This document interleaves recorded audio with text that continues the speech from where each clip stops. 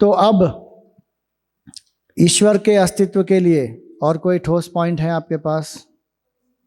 हरिओम। स्वामी जी, तो दो तर्क लगा के I came up with some logic. तो जैसे आप बोल रहे हो प्रकृति ही सब है, प्रकृति, मेरा एक सवाल है, प्रकृति चेंज होती है क्या? हाँ, प्रकृति तो चेंज होती है। हाँ, राइट। लेकिन हर चेंजिंग चीज़ के पीछे एक चेंजलेस होता है, ये प्रकृति भी हमको बताती है। तो ये जो प्रकृति है एंड दैट चेंजलेस, वो जो चेंजलेस है उसके जो लक्षण है, that is not limited with देश, काल और वस्तु, लेकिन प्रकृति इज लिमिटेड विद देश, काल एंड वस्तु। So this is changeless, but there is something beyond prakriti that is shunya, that is changeless. Correct, वो शून्य है। वो शून्य नहीं है, शून्य ही है। शून्य चेंजलेस है। शून्य में कोई विकार नहीं होता, और शून्य से पूरी सृष्टि उत्पन्न हुई। शून्य का आपके हिसाब से आपका डेफिनेशन बताएंगे? Absence, everything, there is nothing there, उसको शून्य कहते हैं ना। ओके। सेकंड थिंग, हम सब में प्रकृति है। हम सब में प्रकृति है, तो फिर आप कौन है? प्रकृति से हम सब बने हैं। Okay. Everything has that 5 elements, but everything, even this is made up of that 5 element. Correct. वो 5 element के ऊपर नीचे कुछ भी करके different prescriptions, but this is not living and this is living. Right. So there is something between the prakriti and the living, that is the n-living factor. जब वो होगा तभी ही किसी वस्तु को या किसी को भी लिविंग या नॉन लिविंग बनाया जा सकता है। तो वो जो एन लिविंग फैक्टर है वो भगवान है। करेक्ट। तो ये तर्क देना चाहिए। This is a proper one type of logic to prove the existence of consciousness. चलो, वेरी गुड, वेल डन। वहाँ पर दो माइक, हाँ इनको दो, उसके बाद उनको दो। हरिओम। मेरा तर्क ऐसा है स्वामी जी कि हम जो अभी प्रूफ मांग रहे हैं, तो ब्रह्मा या जो आत्मा है उसको तो जरूरत ही नहीं है उसको प्रूव करने की। तो क्यों? उसी की तो जरूरत है प्रूव करने की, क्योंकि वो अदृश्य है, दिख नहीं रहा। ब्रह्मा के हिसाब से देखो। अरे ब्रह्मा के हिसाब से तो, ब्रह्म के हिसाब से तो कुछ है ही नहीं, तो प्रूफ किसको करना है? द्वैत ही नहीं है तो प्रूफ क्या करेंगे? वो ब्रह्म के हिसाब से ना। तो प्रश्न किसके स्तर से हुआ? प्रश्न जो देहात्म भाव हमको है, हमारे लिए सृष्टि सत्य है, तो हमको ये जो सत्य दिख रहा है तो ये कहाँ से आई? तो लोग कह रहे हैं कि भगवान ने बनाई। तो फिर भगवान ने बनाई तो फिर वो प्रूव करो भगवान है, क्योंकि हमको तो दिख नहीं रहे। तो प्रश्नकर्ता के स्तर से प्रश्न है ना, जिसने देह मन बुद्धि से तादात्म्य किया है और जिसको ये सत्य लग रहा है, तो प्रश्नकर्ता उस स्तर पर है, तो जवाब उस स्तर पर होगा ना। जवाब उस स्तर पर कैसे हो सकता है कि उनके स्तर पर तो कुछ है ही नहीं? वहाँ तो प्रश्नकर्ता ही नहीं है, वहाँ सृष्टि भी नहीं है, वो तो अद्वैत की स्थिति है ना। तो मेरा तर्क वही था कि प्रूफ उनको तो जरूरत नहीं प्रूव करने की, तो हम इधर मतलब अनित्य वाली जगह नित्य को कैसे बता सकते हैं, ऐसा वाला। हाँ, तो वही प्रूफ इसीलिए तो चाहिए, क्योंकि जो अनित्य है वो नित्य से कैसे आया, फिर यही तो प्रूव करना है फिर। क्योंकि अगर ये सब अनित्य है तो वहाँ से आया कैसे, और वो है, वो उसका प्रूफ क्या है? और ये प्रूफ मांगने का प्रयोजन क्या है? ताकि हम इसका त्याग करें, देहात्म भाव का, और उसको प्राप्त कर सकें। अगर उसके अस्तित्व में ही हमको डाउट है तो हम उसको क्यों प्राप्त करना चाहेंगे? तो प्रश्न हमारे लिए है, उस स्थिति के लिए उसमें तो कोई प्रश्न है ही नहीं। वहां पर दो।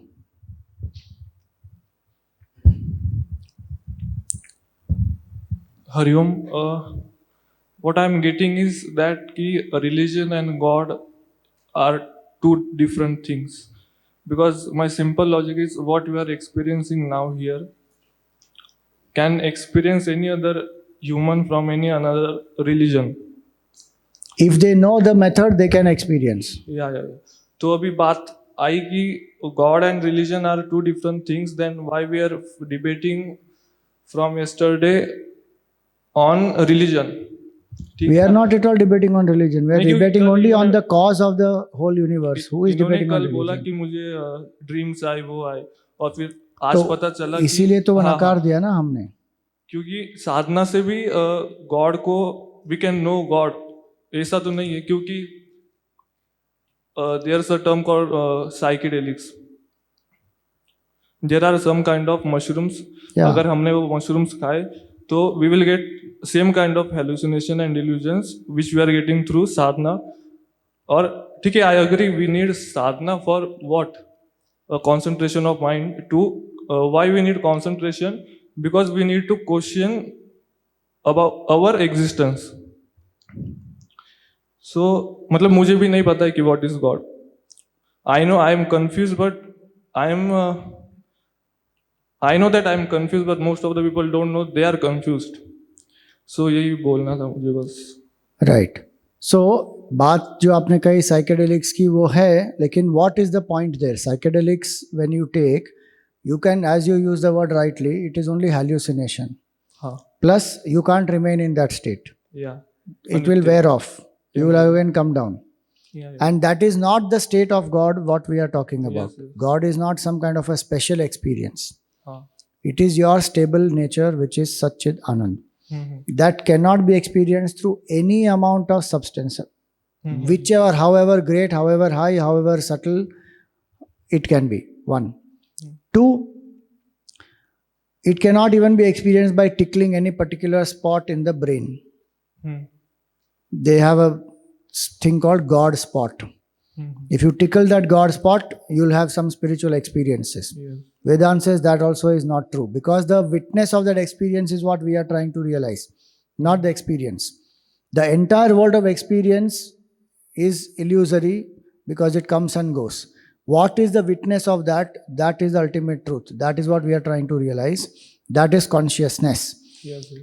And so any experience that you have attained by any process cannot be the ultimate, whatever may be that process. Which is why we are saying even God is not realized through sadhana. Sadhana is not making you realize God. That day what we discussed, na, praptasya prapti and apraptasya prapti. For praptasya prapti you don't need karma. Karma only will prepare you to drop the false identification. Then what is the truth reveals by itself. Like the sun is covered by the clouds. Wind will remove the clouds. Wind does not produce the sun. Karma will only remove the ignorance. It will remove this vasana pressure. What is the truth will reveal itself. So any action, no matter spiritual sadhana or any substance or any scientific process of tickling a spot, none of them will lead to this experience. Yes. Yes. But sadhana is required. Why? Only because the mind and intellect, when they are purified, they become single pointed. You will be able to realize and get established in that state. Through any process of science of tickling or psychedelics, one can't get that. Yes, yes. But the observer is observed.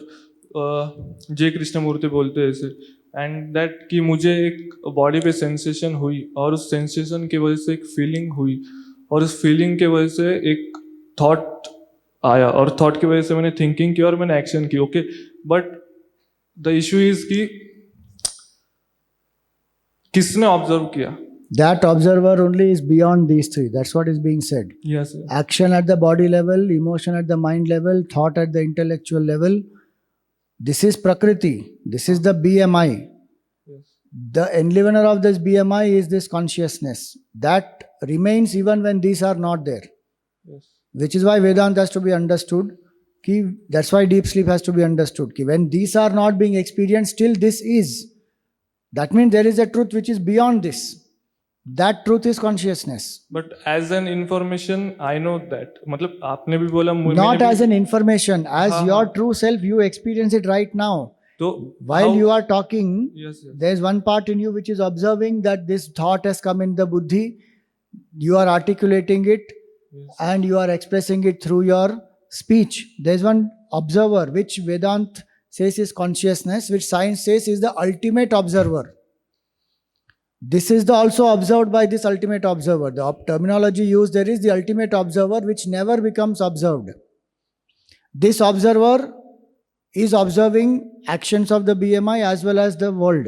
But the ultimate observer is observing all this, which will never become observed. But how can I experience the true Atman? That is you right now. You have that feeling in your heart. When we say this reflects in the BMI, what is the feeling of this? Aham, aham, aham. Do you feel you exist or not? Yeah. Not as a body, not only as a thought, not only as an emotion. Right now, because you are identified with the BMI, you are saying yes. But in deep sleep, when these are not there, you still are. That pure existence is experienced every single moment. It is never not experienced. And which is why we say it is ever present. The screen is always there. The scene will come and go, but the screen will never change. If my attention is only on the scenes, I don't see the screen. But even when the scene is being seen, actually what I am seeing is only the screen. Even when they are acting, consciousness alone is actually every moment. But because my identification is here, my attention is here, I am not recognizing this. So I am saying, I don't know what is that. I know only information. I don't have experience. These are all wrong notions. The very fact that you are experiencing something is because of this. This is lending capability to this to experience. Without this, experience only will not happen. Like the battery gives power to the torch. Now the torch is saying, I don't experience where is power. Arey bhai sahab, without that battery, you won't experience the light. The torch can't give light without that battery. Now where is that battery? I don't experience battery. That is a wrong notion. This is being experienced every moment through every action of the body, emotion of the mind, thought of the intellect. What is expressing is only consciousness. Yeah. So there's nothing mystical and magical after enlightenment. Nothing. Yeah. Absolutely nothing. That's why I said the other day, we have created some mystical aura around it, some special experience and some siddhi. It is nothing. It is I am every single moment. It is experienced in our heart. We are never away from it. If we become away from it, we will not exist only. Because the nature of it is existence, consciousness and bliss. It will come more. Sachidanand के बारे में जब पता चलेगा ना, तो more clarity will come. Thank you. See, last one. Then I need to finish the logic of this creation. Swamiji, my question is, I was also reading Krishnamurti at a time, and yes, he is confused about Atma. He was not sure about this. So this ultimate observer is Atma, and it is with everyone, like with everyone. So my question is, like the other interpretations that we read in our stories, mythological stories that we say, and our itihasa about Ramakrishna and other things. So are they just human interpretations? Because we say the ultimate God is consciousness, and apart from that, we have made so many stories, so many gods, and like in every state, every city, there is a form of that consciousness that is being treated in some way. So are they just human interpretations according to their experience, or like No, how no. can I tackle if someone is asking me about this, or how can I answer him or her about this, that these are not just stories? So you wait for some more time. Okay. When we take up that portion of Ishwar, na, I will explain. कि ईश्वर क्या है, ईश्वर के रूप क्या है, ब्रह्म क्या है, all connection will come in that. That time I will explain that. It will become more clearer. Thank you. Thank you. See, logic of for consciousness, to prove consciousness exists, first simple logic is cause and effect. Yesterday they spoke about it, which was good. One of the group spoke, saying Karya, Karan, he spoke. If there is an effect, there has to be a cause. Simple. Cause and effect. If an effect is there, cause has to be there. Why? Something cannot come from nothing.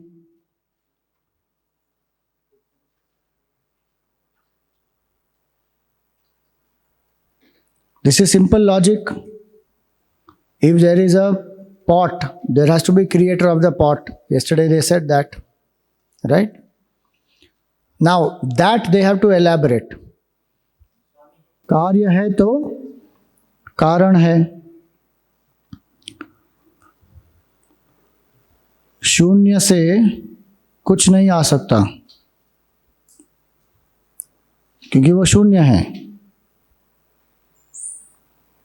So from nothingness something cannot come out. There has to be. So when we say deep sleep is not nothingness. Deep sleep is unmanifest state of the body, mind, intellect. ठीक है? It is not complete zero. Same way कोई कहता है कि from asat sat has come, तो वो असत is not nothingness. It is unmanifest state of creation. सृष्टि जब अव्यक्त रूप में जाती है तब कुछ नहीं होता प्रलय के समय, लेकिन वापस फिर वो व्यक्त होती है वहीं से. तो इसीलिए शून्य से कुछ नहीं निकलता, जो निकलता है वो किसी सत्ता से ही निकलता है. If there is a cause there is an effect, sorry if there is an effect there is a cause. ये सिंपल है समझना. अगर ये कप है तो ये कप किसी न किसी कारण से बना है ना. ये कप जो है वो कार्य है, और जो इसका धातु है, इससे जो बना है, वो इसका कारण है. तो ये पहला एक चीज हो गई, कॉज एंड इफेक्ट.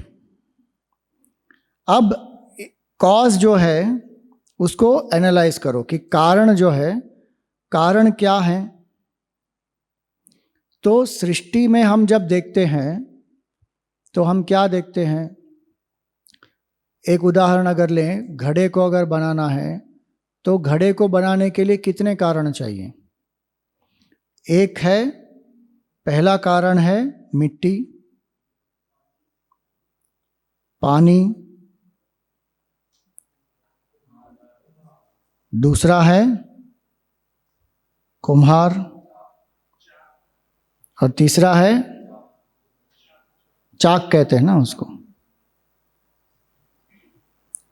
और उसके साथ लकड़ी होगी.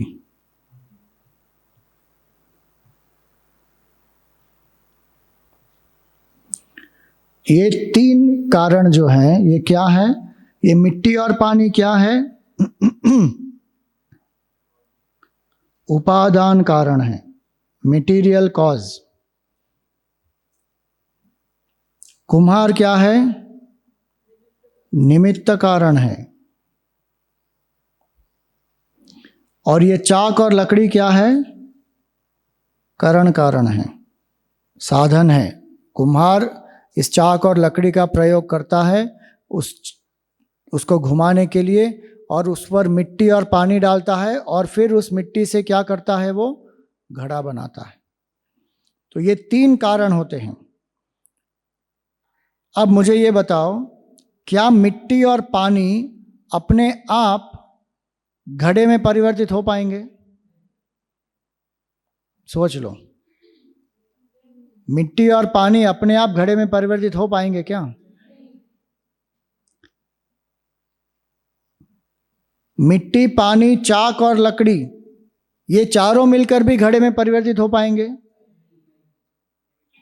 इन चारों को प्रयोग करके घड़े का उत्पादन कौन करेगा, कुम्हार करेगा ना. कुम्हार है वो निमित्त कारण. कुम्हार के बिना ये चारों चीजें अपने आप स्वयं किसी भी प्रपोर्शन में आके कर सकते हैं क्या कुछ. तो जो ये कहते हैं कि पूरी सृष्टि का जो मूल है वो है प्रकृति. तो प्रकृति क्या है, प्रकृति जड़ वस्तु है. ये पॉइंट आपने मिस कर दिया था कल, कि प्रकृति जो है वो जड़ वस्तु है. तो जड़ जो है वो अपने आप मिश्रण करके पूरी सृष्टि को व्यक्त नहीं कर सकता. तो इसलिए ये जो तीन कारण हैं, इसमें हम क्या कहते हैं कि जो प्रकृति है, पांच तत्व जो है वो क्या है, उपादान कारण है. ठीक है.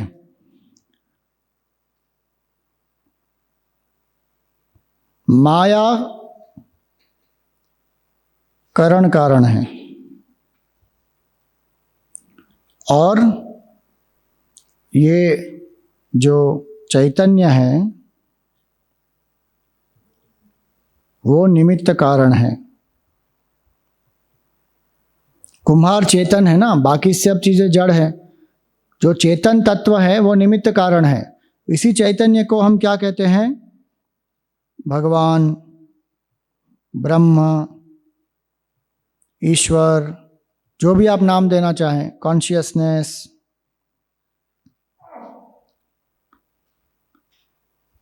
तो ये चैतन्य जो है वो निमित्त कारण है। निमित्त कारण के बिना प्रकृति अपने आप में कुछ भी नहीं कर सकती। एक मिनट, मेरा लॉजिक खत्म हो जाए फिर आप प्रश्न पूछना। कल एक और चीज़ किसी ने बताई थी कि जो सृष्टि है वो बहुत अच्छे से चल रही है, इसमें जो सूर्य का जो डिस्टेंस है अर्थ के साथ एकदम प्रिसाइज है, नहीं तो जीवन ही संभव नहीं होगा। तो ये किसका संकेत करते हैं? एक इंटेलिजेंट कॉज का संकेत करते हैं कि जब तक ये इंटेलिजेंट कॉज ना हो, निमित्त कारण ना हो, तब तक ये नहीं हो पाएगा। ये अपने आप नहीं हुआ रैंडमली। रैंडमनेस में अगर कोई बिलीव करता है तो ये पूरा कॉज एंड इफेक्ट सब समाप्त हो जाएगा, फिर तो कोई प्रूफ ही नहीं दे पाएंगे। वो भी कल उन्होंने कहा था कि कार्य कारण है, रैंडमनेस नहीं है। हमको एग्जाम्पल भी बताया था कि कोई जो बीज आप एप्पल का डालते हैं तो क्या आपको प्राप्त होगा? एप्पल का ही फल मिलेगा, कोई रैंडमली कुछ नहीं मिलेगा। तो there is a law of cause and effect. अब एक और चीज़ जो इन्होंने बताई, वो क्या बताई कि पूरी सृष्टि में हम क्या देखते हैं? चेतनत्व देखते हैं। तो जड़ से चेतन की उत्पत्ति तो नहीं हो सकती। कितना भी आप मिश्रण कर लो, मिट्टी का, पानी का, चाक का, लकड़ी का, क्या वो कुम्हार को जन्म दे सकता है? नहीं हो पाएगा। जो निमित्त कारण है, जो इंटेलिजेंट कॉज है, वो अलग ही है इन सब से। और इसलिए जहां पर नियम है ना, वहां पर नियंता होगा। If there are laws, there is a law maker. ये प्राइवेटली मुझे वहाँ पे ग्रुप में जो बैठे थे ना, उन्होंने, एक व्यक्ति ने बोला था लॉ किसने बनाया करके, वो उन्होंने बताया था। लेकिन वो ग्रुप यहाँ पे आकर उन्होंने नहीं बताया वो कि if there is a law there has to be a law maker. क्या लॉ अपने आप क्रिएट हो सकता है? लॉ क्रिएट करने के लिए कोई एंटिटी चाहिए ना। If there is no sentient entity to create a law, law will never get created. तो सृष्टि में इतने सारे लॉस हैं, इतने सारे नियम हैं, वो अपने आप तो उत्पन्न नहीं हुए हैं और अपने आप वो अप्लाई भी नहीं हो रहे हैं। अगर लॉ कोई बना रहा है तो लॉ एनफोर्सिंग एंटिटी भी होगी। तो दैट इज अनदर लॉजिक कि if there is a law, if there are laws, that proves existence of law maker.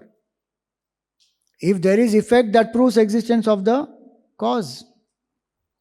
और बहुत सारे जो नियम है, इतने सूक्ष्म नियम है, that indicates the subtlety of the creation, कि इतना सूक्ष्म ये जो पूरी सृष्टि इतनी सूक्ष्म है।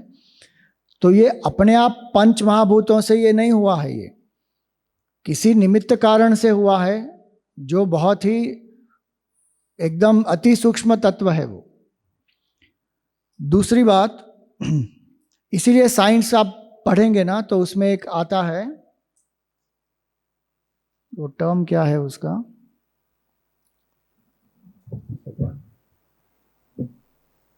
एंथ्रोपोलॉजी, ऐसा ही कुछ है वो। उसमें ये बताते हैं 15 फैक्टर्स जो हैं मिनिमम, जो प्रिसाइज अगर नहीं होंगे तो लाइफ पॉसिबल ही नहीं है। जैसे स्पीड ऑफ लाइट जो है वो एक स्पेसिफिक स्पीड होनी चाहिए, थोड़ी कम ज़्यादा हो गई तो ख़त्म, सृष्टि नहीं हो पाएगी। ग्रेविटी एक स्पेसिफिक नंबर है, वो नहीं हुआ तो सृष्टि नहीं हो पाएगी। अर्थ का डिस्टेंस सन के साथ स्पेसिफिक है, वो होगा तभी लाइफ हो पाएगी अर्थ पर। ऐसे बहुत सारे, इसको एंथ्रोपोलॉजिकल रीजंस कहते हैं। सो साइंस भी एक्सेप्ट करता है कि there is an intelligent cause. Scientist भी एक्सेप्ट करते हैं, न्यूटन भी और आइंस्टाइन भी। हमको लगता है कि दे वर नॉन बिलीवर्स, लेकिन वो सत्य नहीं है, आप खोज करके देख लेना, रिसर्च करके। एक और कारण, एक और इसमें ये क्या है, नियम है तो नियंता है, और इसी के कारण जो नियंता है वही कर्म का फलदाता भी है, वो भी कल बताया था इन्होंने। एक सिस्टम अगर चल रही है कि एक्शन गिव्स अ रिजल्ट, तो वो सिस्टम का क्रिएटर होगा ना कोई। अब जैसे आप यहाँ पर कंप्यूटर में कुछ काम कर रहे हैं, सपोज कोई ऐप आपने खोला और आप उस पर पावर पॉइंट बना रहे हैं, तो आपको तो कोई दिख नहीं रहा कि किसने बनाया, आप तो उसका प्रयोग कर रहे हैं, लेकिन पावर पॉइंट है, आप उसको यूज़ कर रहे हैं, आप उसको उसका बेनिफिट हो रहा है। इसका अर्थ क्या होता है? किसी ने तो बनाया है ना उसको। The very fact that there is a system proves the existence of a system creator. वो अपने आप तो बन नहीं गया। सो इसीलिए कर्म के फल जितने जीवों को मिल रहे हैं वो क्यों मिल रहे हैं? क्योंकि there is a sentient factor which is governing.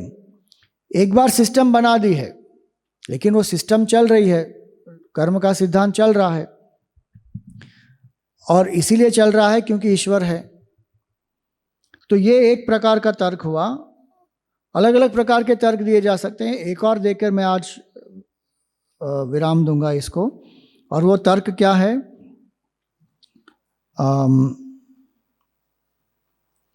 Individuality is the proof of totality. Simple. आप स्वयं ईश्वर के अस्तित्व के लिए प्रूफ हैं। कैसे? अगर नल में पानी आ रहा है, उसका अर्थ क्या है? कहीं ना कहीं सागर है ना, नहीं तो आपके नल में पानी कहाँ से आएगा?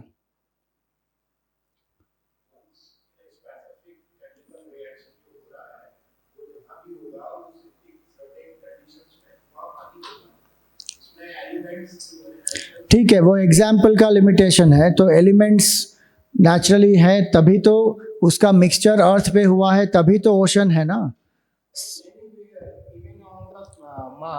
Correct. On the Saturn, that particular elements will combine in a particular situation. इसमें ग्रेविटी भी है और भी टाइम प्लेस सिचुएशन है, तो वो नहीं होगा। और जहां भी होगा, सागर तो नहीं है उसके हिसाब से, because sagar is the so that is a limitation of example. Hydrogen और ऑक्सीजन है ना, यस, वो कहाँ पर भी होंगे, that is the cause. There is an ultimate cause which is existing. Hydrogen exist in a huge way, oxygen exists in a huge way, then they are combining in a certain small quantity, then you are seeing water. yes, but if we combine anything, then there will be something chemical, different chemical composition. But it will not give life, no? But that is about the evolution, because we are not certain we came up with that particular movement. No. What we are not certain, that is your science ka limitation. We are very clear what consciousness is. Then we discard the concept or the notion of the evolution, and even the Dasavatar of the Vishnu, because somewhere one of the very renowned philosopher mentioned that. Yes. देखिए, सबसे पहले दशावतार विष्णु भगवान का I do not agree at all कि it is depicting any evolution. Okay, ठीक है, ये एक पूरा का पूरा कॉलोनियल माइंडसेट को कंफर्म करने के लिए क्रिएट किया गया है।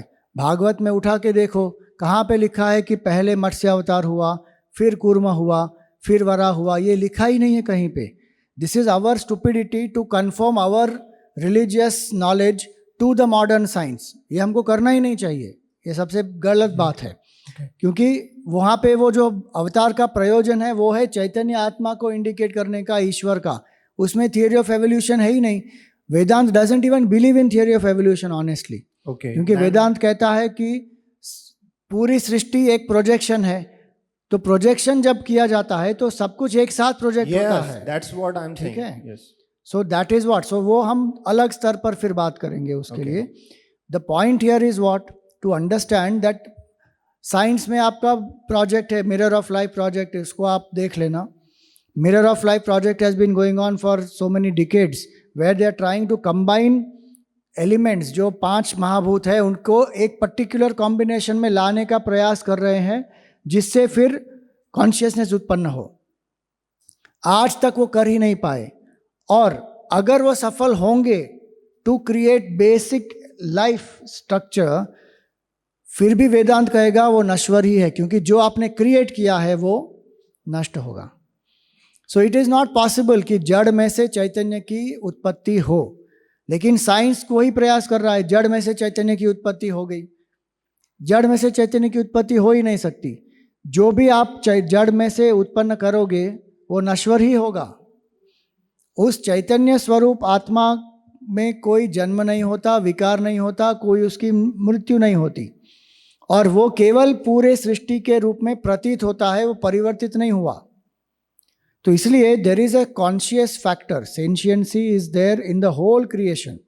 अगर हम जड़ और चेतन के लेवल पर बोल रहे हैं, then we have to do the jad chetan विवेक, कि पूरी सृष्टि में जड़ और चेतन कंबाइंड है। तो ये चेतन तत्व आया कहाँ से? दैट इज कॉन्शियसनेस, उसी को गॉड कहते हैं, उसी को निमित्त कारण कहते हैं, और उसी को ईश्वर भी कहते हैं, जो नियंता भी है, जो कर्म फल का दाता भी है। और इतने सारे अलग अलग जीवों को जो उनका कर्म का फल मिल रहा है, वो कैसे मिल रहा है? अपने आप तो नहीं मिल रहा।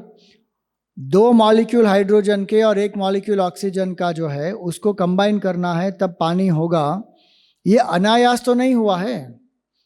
It is not just like that something is happening. हमने डिस्कवर किया एक पॉइंट पर, वो दूसरी बात है, but that does not disprove the existence of an intelligent creator, कि there is an intelligence cause in the creation. आप उसको कोई भी नाम दे सकते हो, and that intelligent cause is consciousness, it is not inert thing, क्योंकि inert is not producing consciousness. Consciousness can appear as inert, but inert is not producing consciousness. जैसे जो स्वप्न का उदाहरण दिया जाता है, तो स्वप्न का जो रचयिता होता है वो पूरा स्वप्न का जगत क्रिएट करता है। उसमें पहाड़ भी है, पर्वत भी है, नदी भी है, पशु पक्षी भी है, पेड़ भी है, सब कुछ है उसमें। तो उसमें जड़ और चेतन आपको दिखता है, लेकिन जो स्वप्नकर्ता का जो मन है, क्या वो जड़ है? वो चेतन है। वो चेतन ही प्रोजेक्ट कर रहा है जड़ को भी और चेतन तत्व को भी उस स्वप्न के जगत में। तो ये सिंपल मॉडल है to understand that there is a higher reality, and 5 elements what we are seeing, जो पंच तत्व दिख रहे हैं, वो केवल इसका आधार नहीं हो सकते। This is the simple logic. इसमें अगर कोई डाउट है तो आप पूछो।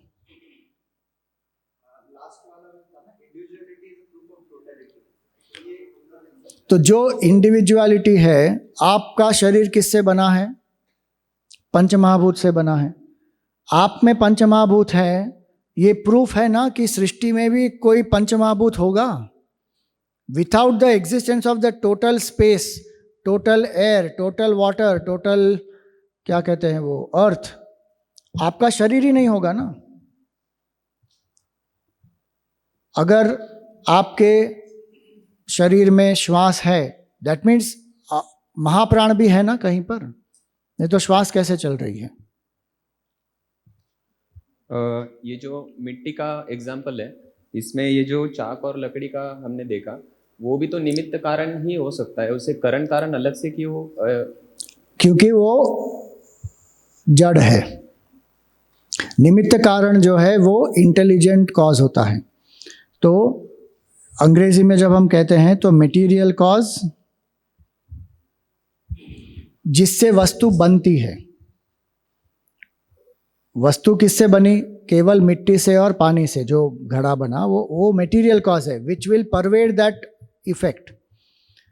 पूरी सृष्टि कहाँ से बनी? वो बनी पंच तत्वों से। जो पदार्थ जो है वो पंच तत्व है, मटेरियल कॉज और 5 एलिमेंट्स। इंस्ट्रूमेंटल कॉज क्या है? वो इसको बनाने में सहायक कारण है, इसीलिए उसको कारण कारण बोला। लकड़ी और जो चाक है वो घड़े का भाग नहीं है। घड़े का भाग क्या है? केवल पानी है और मिट्टी है। इसी तरह जो कारण कारण है उसको हम उपादान कारण में जोड़ नहीं सकते। एक वस्तु, उसको हम निमित्त में भी नहीं जोड़ सकते,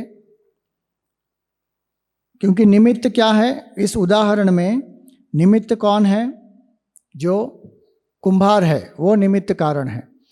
कुम्हार प्रयोजन करता है, प्रयोग करता है किसका? चाक का और लकड़ी का, और फिर वो बनाता है घड़ा। अब सृष्टि में जब हम आएंगे, सृष्टि के 3 जो कारण हैं, इसमें हम क्या कहेंगे एक स्तर पर कि ये मेटीरियल कॉज क्या है, पंच तत्व है, पंचमहाभूत। कारण कारण क्या है, माया है वो, क्योंकि माया ही पंच तत्वों के रूप में फिर प्रकट होती है। और ये माया क्या है, ईश्वर की ही शक्ति है। जब आगे पढ़ेंगे तो समझ में आ जाएगा, वो ईश्वर के बारे में आएगा तब। तो ईश्वर जो है वो इंटेलिजेंट कॉज है, वो माया का प्रयोग करते हैं, ब्रह्म माया का प्रयोग करके ईश्वर बनता है, फिर माया से पंच तत्व प्रकट होते हैं, पंच महाभूत। तो जब वेदांत में हम आते हैं तो वेदांत क्या कहता है कि जो निमित्त कारण है, वहाँ पर जो घड़े का उदाहरण है उसमें जो कुम्हार है वो एक फाइनाइट एंटिटी है ना, और जो क्रिएशन किया है वो भी एक पॉट है, वो फाइनाइट है। लेकिन यहाँ पर हम क्या कहते हैं कि ये पूरी सृष्टि जो है वो अनंत है, meaning it is infinite. Time और स्पेस भी इसी के भाग है ना। तो जो टाइम और स्पेस सृष्टि के भाग हैं, तो सृष्टि का जो रचयिता है वो टाइमलेस और स्पेसलेस होना चाहिए, तभी सृष्टि की रचना हो सकती है। तो ये जो पूरी सृष्टि है जो अनंत है, उसका कारण भी अनंत ही होगा। इसीलिए हम क्या कहते हैं, पूर्णम अदः पूर्णम इदम। तो वो जो पूर्ण है तो उसके बाहर कुछ नहीं हो सकता। जैसे मिट्टी अलग है कुम्हार से, चाक अलग है कुम्हार से, इसी तरह पंच महाभूत ईश्वर से अलग नहीं हो सकते, माया ईश्वर से अलग नहीं हो सकती, क्योंकि ईश्वर क्या है, अनंत है। अनंत में सब कुछ होता है। और इसीलिए वेदांत में क्या कहते हैं, ईश्वर को अभिन्न निमित्त उपादान कारण। इसमें उपादान कारण में ये दोनों एक साथ ले लिए जाते हैं वेदांत में, मेटीरियल कॉज और इंस्ट्रूमेंटल कॉज। कारण कारण और उपादान कारण मिक्स कर दिए जाते हैं वेदांत में, क्योंकि वो दोनों जड़ हैं। तो अभिन्न निमित्त उपादान कारण का अर्थ क्या हुआ, वन अनडिफरेंशिएटेड सोर्स और cause of material and intelligent cause. ईश्वर क्या है, अभिन्न निमित्त उपादान कारण। क्यों, ये निमित्त कारण भी ईश्वर हैं, माया भी ईश्वर की ही शक्ति है, और पंचमहाभूत जो आए हैं माया से वो भी ईश्वर का ही रूप है। इसीलिए हम देखते हैं कि पूरी सृष्टि हमारे लिए दिव्य है, क्योंकि वही एक तत्व प्रकट हो रहा है 3 के रूप में, जीव जगत जगदीश्वर, एक तत्व एक ही है।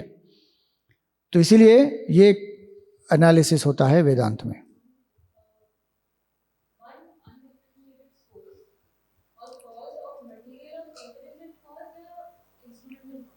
Intelligent cause, material and instrumental is combined together because they are jada. So when we say upadan, क्योंकि इसमें कारण कारण लिखा नहीं है, I am using this expression क्योंकि वेदांत में सब जगह पे आपको यही एक्सप्रेशन मिलेगा, अभिन्न निमित्त उपादान कारण। बट उसमें यह समझना है कि उपादान कारण में कारण कारण भी निहित है। That material cause includes the instrumental cause. क्यों, क्योंकि वो दोनों जड़ हैं, माया और प्रकृति जड़ है और पंचमहाभूत भी जड़ है, तो साथ कर दिया उसको। और चेतन तत्व क्या है, वो है ईश्वर, ब्रह्म। आखिरी सवाल, फिर हम यहाँ पर स्टॉप करेंगे। हरिओम स्वामी जी, आपने कल उदाहरण बताया था, उसी से मैं उसी उदाहरण को देके प्रूफ करना चाहूँगा। और साथ में मेरा एक क्वेश्चन भी है। आपने कल कहा था कि अगर हमें पानी दिख रहा है सड़क पे या कहीं भी, वहाँ पे कुछ ना कुछ तो होगा ही, पानी की जगह सड़क हो गया या बालू होगा, कुछ तो कुछ होगा। वैसे ही अगर जगत मिथ्या है तो उसके पीछे कुछ न कुछ सत्य कारण होगा, और वो सत्य कारण ही हम ईश्वर मानते हैं। और मेरा क्वेश्चन ये है कि अगर जगत मिथ्या है तो जो सत्य कारण जो ईश्वर है, ईश्वर का जो साकार रूप है वो भी मिथ्या है, यानी जो मेन रूप है ईश्वर का वो निराकार है, लेकिन हम ऐसा अनुभव कर पा रहे हैं, जो साकार रूप है वो अनुभव में हम देख रहे हैं, लेकिन मेन रूप जो है वो निराकार है। देखिए, ये प्रश्न कब आता है? जब हमको देहात्म भाव होता है। हम अगर अपने आप को शरीर मानते हैं और जगत को सत्य मानते हैं तो ईश्वर का रूप भी सत्य है। अगर आप जगत को मिथ्या मान रहे हैं, और जगत का अर्थ क्या होता है उसमें? ये शरीर भी, तो ये शरीर भी मिथ्या है, मन बुद्धि सब मिथ्या है और ये भी मिथ्या है, तो ईश्वर का रूप भी मिथ्या ही है। तो आपके ऊपर आधार है, आप किसको कितना सत्यत्व देते हैं। अगर आप जीव को सत्यत्व देते हैं तो ईश्वर है और उसका रूप सगुण साकार रूप है। जितना आपका सगुण साकार रूप सत्य है उतना ईश्वर का सगुण साकार रूप भी सत्य है। अगर आपको अपना सगुण साकार रूप मिथ्या लगता है तो ईश्वर का रूप भी मिथ्या है।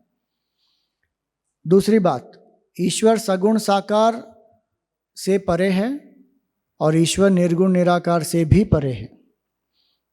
निर्गुण निराकार का अर्थ केवल इतना होता है जहां पर आकार नहीं है और गुण नहीं है। लेकिन जो निर्गुण निराकार की उपासना होती है वहां पर भी शब्दों का प्रयोग होता है, लेकिन वो शब्द किस स्थिति को संकेत करते हैं, वो उस स्थिति के बारे में जब बता रहे हैं तो वो उस निर्गुण निराकार शब्द से भी परे है। निर्गुण शब्द को त्यागना है, निराकार शब्द को भी त्यागना है, उस स्थिति का संकेत कर रहे हैं।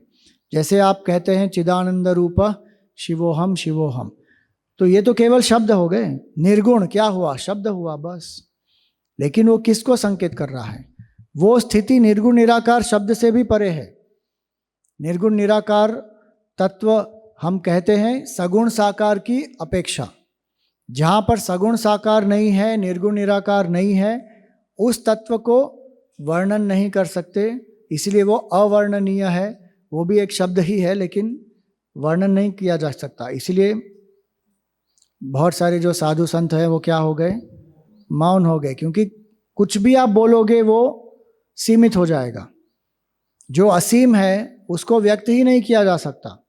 कुछ भी आप बोले वो सीमित ही हो जाएगा, लेकिन किस तरह से व्यक्त किया जाए ताकि लोगों को उस स्थिति का अनुभव हो, इसीलिए शब्दों का कुछ प्रयोग किया जाता है। तो फिर निर्गुण निराकार इत्यादि कहा जाता है। राइट। ओम पूर्णमद पूर्णमिदं पूर्णात् पूर्णमुदच्यते पूर्णस्य पूर्णमादाय पूर्णमेवावशिष्यते। ओम शांति शांति शांति। हरि ओम श्री गुरुभ्यो नमः। हरि ओम। एक चीज़ है, आप सब एकात्म धाम में आए हैं, शंकराचार्य जी के ग्रंथों का पाठ कर रहे हैं, तो ये समझने की एक बात है कि शंकराचार्य जी ने तर्क का प्रयोग किया और उनमें श्रद्धा नहीं है ऐसी बात नहीं है, उनमें बहुत श्रद्धा है। लेकिन जहाँ तर्क संयुक्त हमको जो कारण देने चाहिए वहाँ तर्क का ही प्रयोग होना चाहिए। वहाँ पर केवल श्रद्धा के आधार पर नहीं होगा, क्योंकि जिसमें श्रद्धा नहीं है वो मानेगा ही नहीं। और अगर किसी को इस पाथ पर लाना है तो उनको पहले अगर तर्क की आवश्यकता है तो तर्क देना पड़ेगा। हमें ईश्वर के प्रति श्रद्धा है, वेद के प्रति श्रद्धा है, ऋषियों के प्रति श्रद्धा है, तो वो अच्छी बात है। लेकिन जो नॉन बिलीवर है, जो तर्क चाहता है, उसको हम ये आर्ग्यूमेंट नहीं दे सकते। दूसरी बात, शंकराचार्य जी ने ही केनोपनिषद के भाष्य में जब तीसरे अध्याय में जो यक्ष का प्रसंग आता है, उस यक्ष के प्रसंग के बाद, उसको समझाने के बाद पूरा उन्होंने वर्णन दिया है कि ईश्वर का अस्तित्व क्यों है। आप उसको जाकर पढ़ो, क्योंकि आप शंकराचार्य जी के अनुयायी हो ना, वो जाकर पढ़ो और उसका अध्ययन करो। उसमें जो अभी हमने जो पॉइंट बताए ना, वो थोड़े पॉइंट्स उसी में से हैं। वो बराबर उसका अध्ययन करो तो आपको पता चल जाएगा कि आप तर्क युक्त किस तरह लोगों को आप कन्विंस कर सकते हो। बाकी उसको कन्विंस होना है या ना होना ये उसकी बात है, लेकिन आप तर्क संयुक्त अपनी आर्ग्यूमेंट रख सकते हो। नहीं तो फिर क्या होता है कि हमेशा ये देखा गया है कि जो नास्तिक होता है ना वो बहुत एकदम तैयारी करके आता है और जो आस्तिक होता है उसको हरा ही देता है, क्योंकि उसने सोच लिया है अपने आप। और ये जो आस्तिक है उसने तर्क का प्रयोग नहीं किया, वो तो केवल श्रद्धा के आधार पर कर रहा है और इसीलिए उसकी श्रद्धा हिली हुई है और वो एक्चुअली फिर वो श्रद्धा भी नहीं होती। कल हमने देखा था ना, श्रद्धा किसके आधार पर होती है? तर्क के आधार पर भी होती है, शास्त्र के प्रमाण के आधार पर भी होती है। तो दोनों की आवश्यकता है, केवल तर्क के आधार पर नहीं हो सकता। तर्क आप दे दो, उसके बाद आप कहो कि ऋषियों का ये अनुभव है। श्रुति, युक्ति और अनुभूति, कोई भी चीज़ अगर 3 प्रमाण से प्रमाणित हो गई तो फिर वो सत्य है। श्रुति के वचन के लिए श्रद्धा की आवश्यकता है, ऋषियों की अनुभूति के लिए भी श्रद्धा की आवश्यकता है कि उनको जो अनुभव हुआ वो ठीक हुआ। लेकिन अगर ये बीच में युक्ति आपने नहीं दी तो ये दोनों व्यर्थ हो जाएंगे। और इसीलिए शंकराचार्य जी के जो केनोपनिषद का भाष्य है, 3रा अध्याय जो है वहाँ पर यक्ष का प्रसंग है, उसके बाद जो उनकी व्याख्या है उसको पढ़ो और उसमें से आप अपने पॉइंट्स निकाल सकते हो। हरि ओम।